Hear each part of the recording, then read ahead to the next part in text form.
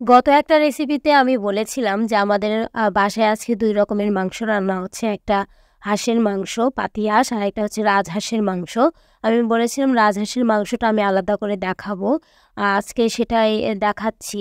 রাজহাঁসের মাংসটা অল্প একটু, কারণ একজনের জন্য। মা সবগুলো দেখাচ্ছে যে কোনটা কি। এরপরে ভালোভাবে ধুয়ে নিব। হাঁসের মাংস যেহেতু প্রচুর ভালোভাবে ধুয়ে নিতে হবে, তাছাড়া আপনি খেতে পারবেন না, কারণ প্রচুর গন্ধ করে। এরপর আমি আবার ধুয়ে নিলাম। প্রায় ৫-৭ বারের মতো ধুয়ে নিয়েছি। আপনারা চাইলে কম বেশি ধুয়ে নিতে পারেন। এরপর পেঁয়াজ কেটে নিব। এই পেঁয়াজটা আসলে ২ টা মাংসের জন্য। পুরো রান্নাটা করছে আমার মা। আমি শুধু একটু ভিডিও করছি। এরপরে পেঁয়াজটা কেটে নিচ্ছে।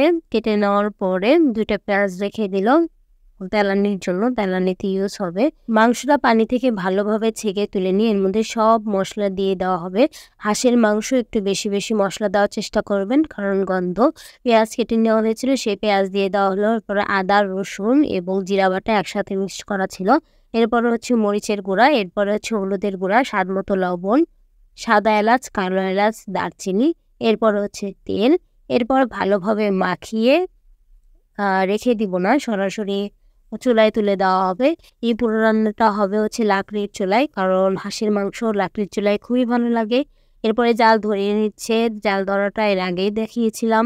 এরপরে মাংসটা তুলে দেওয়া হলো। মাংসটা প্রথমে কষানো হবে, এরপরে সেটা তেলানি দেওয়া হবে। এর জন্য একটা ভাজা মশলা লাগবে, সেটা হচ্ছে জিরার গুঁড়া। মাংস হওয়ার পর তার উপর দিয়ে ছিটিয়ে দেওয়া হবে। মা এরপরে মাংসটা নামিয়ে নিল, কারণ কষানো হয়ে গেছে, এবার তেলানি দিতে হবে। এরপর একটা কড়াই তুলে দিল। কড়াই তুলে দেওয়ার পর প্রথমে দিয়ে দিল তেল। তেলের পরে দিয়ে দিল পেঁয়াজ। ওই যে ২ টা পেঁয়াজ রেখেছিল তার মধ্যে একটা পেঁয়াজ দিয়ে দিল। এরপরে দিয়ে দিল জিরা। দিয়ে দেওয়ার পরে মাংসটা ঢেলে দিল। মাংসটা আসলে খুবই সুন্দর লাগছে, আর এত সুন্দর একটা গন্ধ বেরিয়েছে কি বলবো।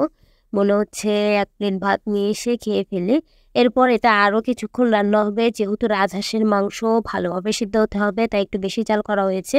এরপর মশলাটা দিয়ে দিল। আমি একটু দেখাচ্ছি, দেখুন কি সুন্দর হয়েছে। যদিও রাত্রেবেলা খুব একটা ভালো বোঝা যাচ্ছে না।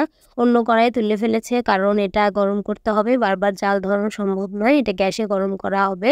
দেখুন ঝোলগুলো কি ঘন হয়েছে, কি সুন্দর লাগছে, মনে হচ্ছে যে এখনই খেয়ে ফেলি।